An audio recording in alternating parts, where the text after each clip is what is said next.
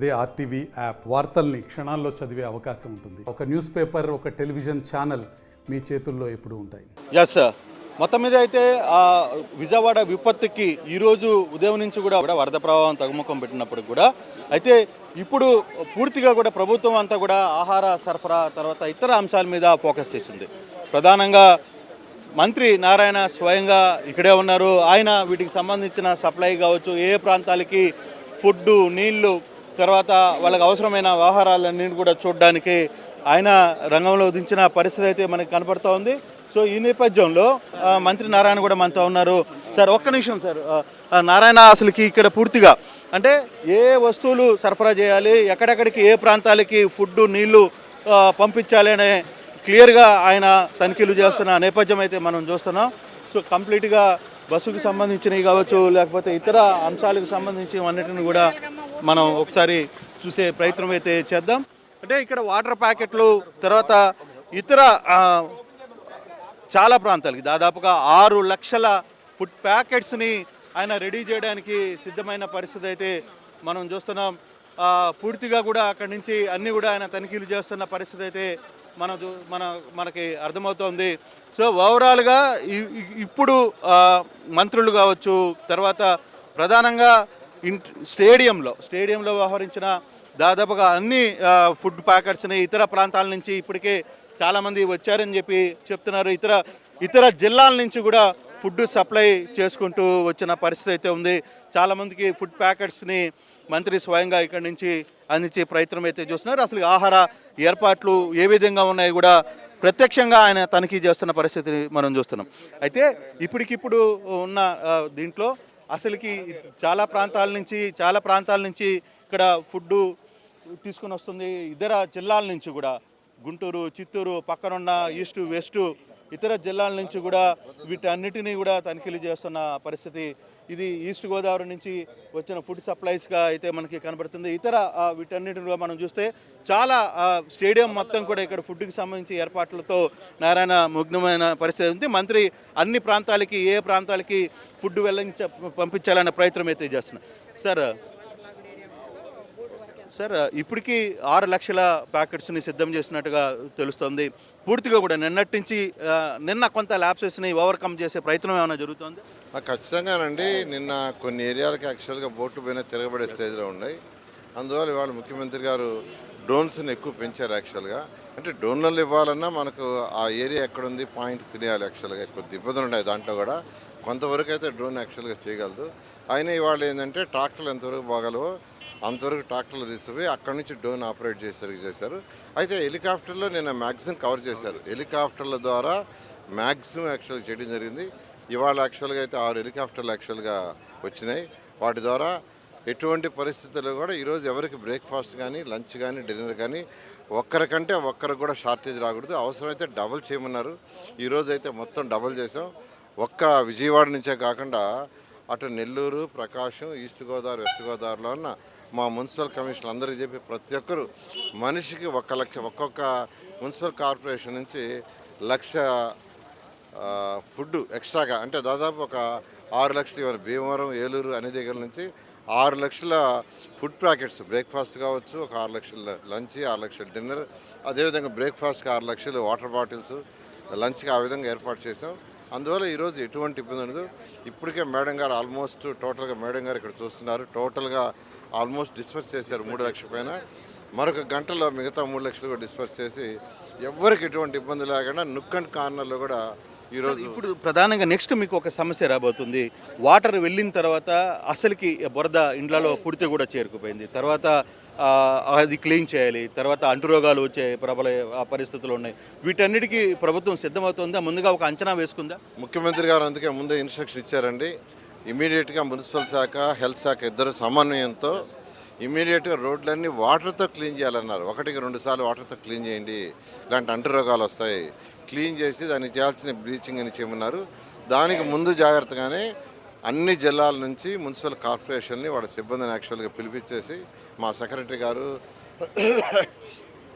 సింగాల్ గారు, అదేవిధంగా డైరెక్టర్ హరినారాయణ గారు యాక్చువల్గా అదే వర్క్ మీద యాక్చువల్గా ఆ వర్క్కి చేస్తున్నారు. ఎక్కడ వాటర్ పోతుందో పోయిన 24 గంటల్లో ఆ రోడ్లు కానీ ఆ డ్రైన్స్ కానీ అన్నీ క్లీన్ చేసేసి నార్మల్ పరిస్థితి తీసుకురావడం జరుగుతుంది. సార్ ఒక అంచనాకు వచ్చారా? ఇప్పుడు వరకు 40% విజయవాడ మునిగిపోయింది అనేది ఒక అంచనా. సో దీంట్లో దాదాపుగా 3.5 లక్షల మంది పబ్లిక్ కుటుంబాలు రోడ్ల మీద రేపు పడబోతున్నాయి. దాన్ని ముందుగా ఒక అంచనా వేసుకోవాల్సిన పరిస్థితి కూడా ఉంది. పెద్ద టాస్క్.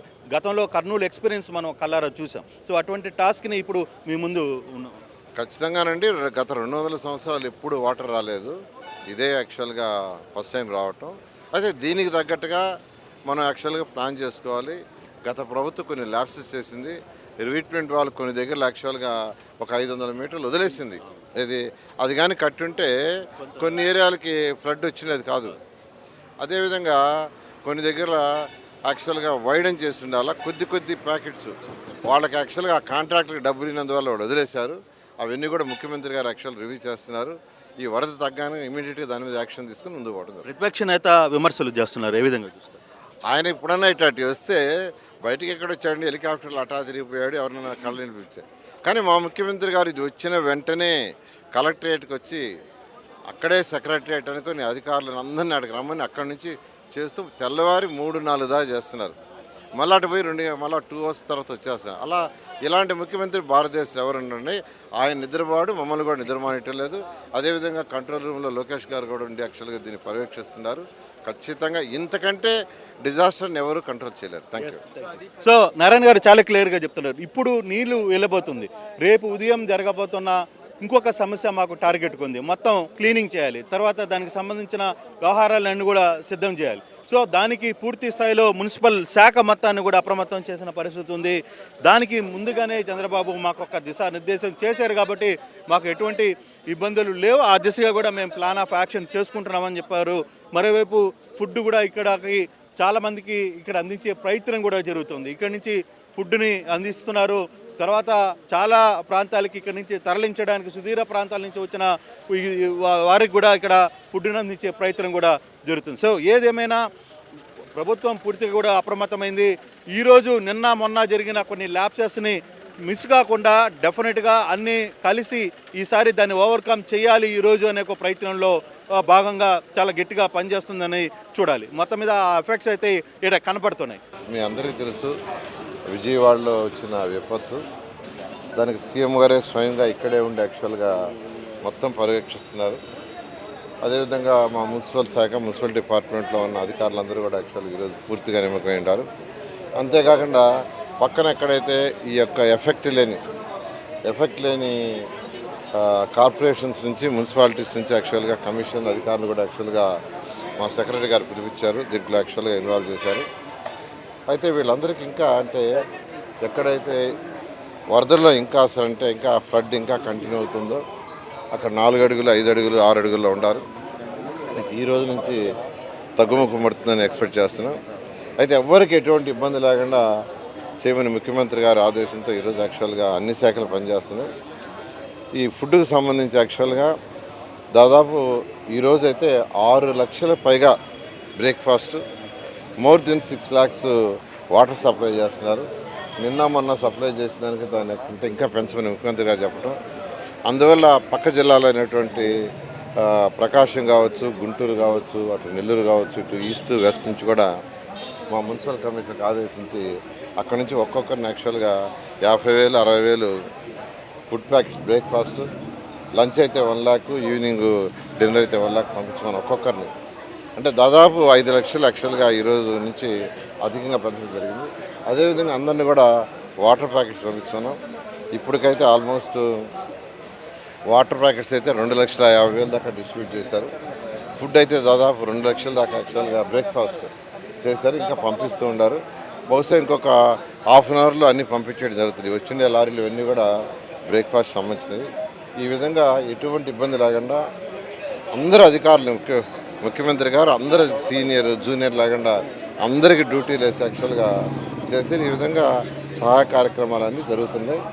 ఎవ్వరికి ఎటువంటి ఇబ్బంది లేకుండా చేయడం జరుగుతుంది. మరిన్ని వీడియోస్ కోసం ఛానల్ ని సబ్స్క్రైబ్ చేయండి. లేటెస్ట్ అప్డేట్స్ కోసం వాట్సాప్ ఛానల్ ని ఫాలో చేయండి. అండ్ లింక్ డిస్క్రిప్షన్ లో ఉంది.